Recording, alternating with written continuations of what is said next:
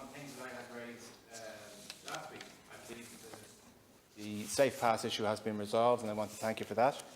And I also want to thank you on your work on July provision, because it is my understanding that you have demanded, against the advice of your officials, for a more expansive and more inclusive July provision. And that possibly might be the reason why there's mixed messaging, because the department is saying one thing to those advocacy groups, but you are absolutely steadfast in demanding a better system. And for that, I congratulate you. I find it difficult sometimes, Cathaoirleach, to listen to deputies coming into this House who, with a straight face, can almost bring you to tears with the advocacy they have for children. Yet their political parties at the same time, in a different room, are advocating for the abolition of the Department of Children. And I just want to put on the record of this House that this country has an appalling record in terms of children's rights. As recently as this year, we heard of the scandal from Scouting Ireland. The chance you have, the life chance you have, is formed by your childhood. That's the reason why we have a Department of Children. And it is under-resourced, and it needs, obviously, more support. And in the area of childcare, for a classic example as to how it's way down the list of priorities in terms of the political system. But for people to come into this House and to speak on behalf of children and children losing opportunities in school life and how desperate the situation is for them and their parents, and yet their political parties are actually trying to manoeuvre a situation where we can abolish the Department of Children, I think it's gross hypocrisy. Children with special educational needs are very poorly served in this republic because, again, they fall between two departments. In my own constituency, I believe there's over 1,400 children on a waiting list for speech and language therapy. I have a letter from an individual who has a letter back from the HSE telling him that the waiting list for the intervention his daughter needs in Beach Park services is 5 years long. Children with additional educational needs are more likely to suffer unemployment, they're more likely to suffer abuse, they're more likely to suffer discrimination, and they're more likely to end up in addiction.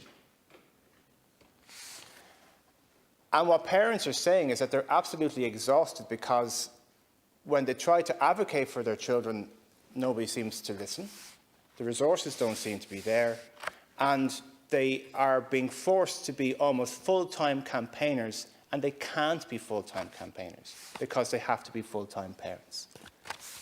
And in my own constituency last October, I held a meeting to discuss this issue, and with a number of speakers at it, I expected about 20 people to show up, and 150 people showed up, all of them exhausted. So, Minister, I do appreciate the efforts that you're making. Now, some of the comments that have been made to me is that if there's an acknowledgement that 2 months in the summer is too long for a child with additional needs without some kind of structure and the need for July provision in previous years, well then surely the number of months they've had out of the school system requires a longer school programme or July provision. And if you might be in a position to address that. There's also parents of children who are due to attend school for the first time in September, who are hoping that the scheme could be expanded to include them, because obviously it's been very difficult to acclimatise or get the child used to a school setting, which would have happened heretofore.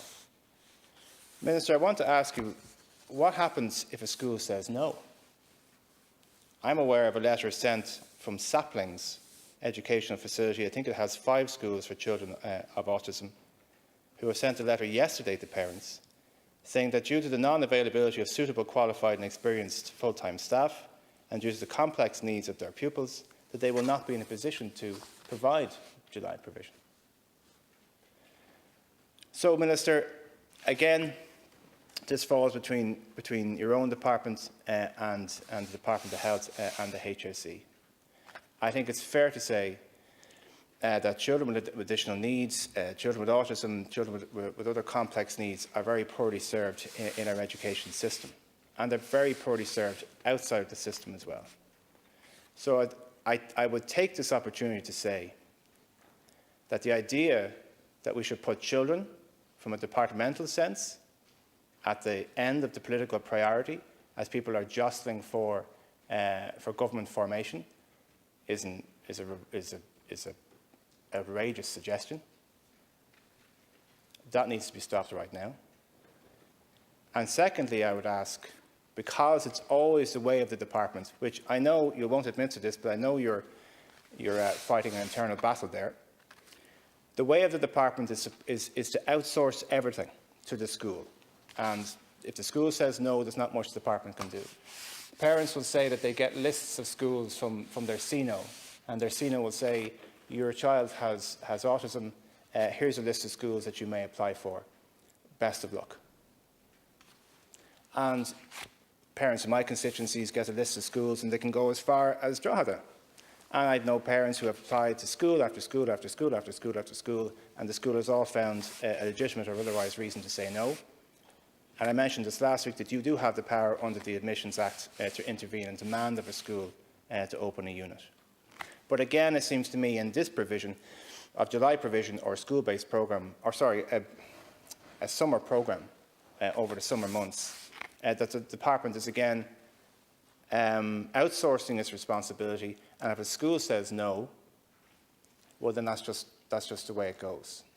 So I would like to give, and I appreciate you'll give more detail on Friday, Minister, but I'd like to give some sense of reassurance to parents that if, as I've mentioned, this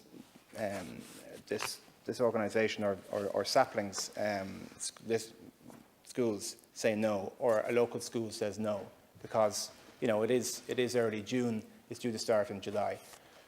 Will the department be in a position to step up and provide this resource for children, which we all accept is most greatly needed?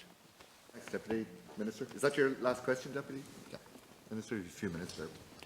Yeah, look, I appreciate the comments from the Deputy, and I don't know how long I'll be left in this position, Deputy, but like one of the things that I value very much from my time spent in the Department of Education is I find the officials really open-minded.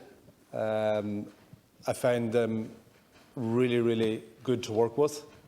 And yes, there are times when one of us can be on one side, and that's life, and that brings discussion, and that brings an energy to the department that we can have different opinions.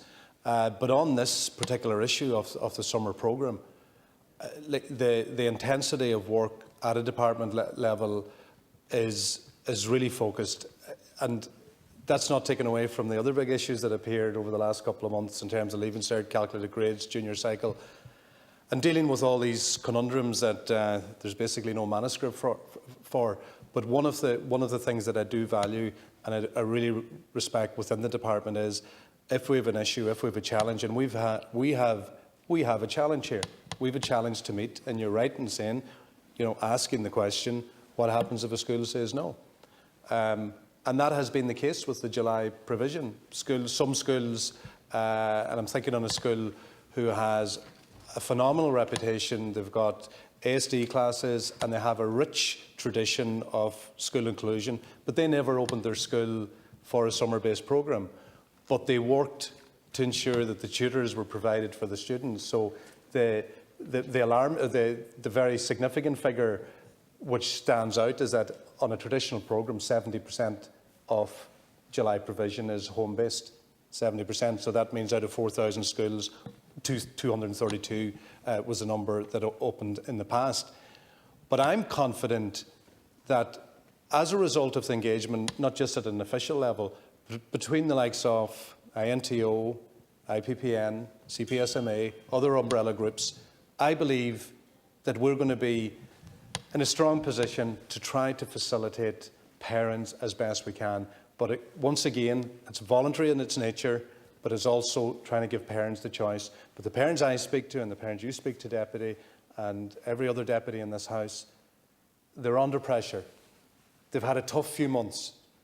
I'm a parent with 3 children, and I know the stress environment that the home balancing work and trying to do a WebEx with department officials with Leaving Cert and trying to do Irish homework and jump between an office to a kitchen. I know the intensity of homeschooling and juggling work.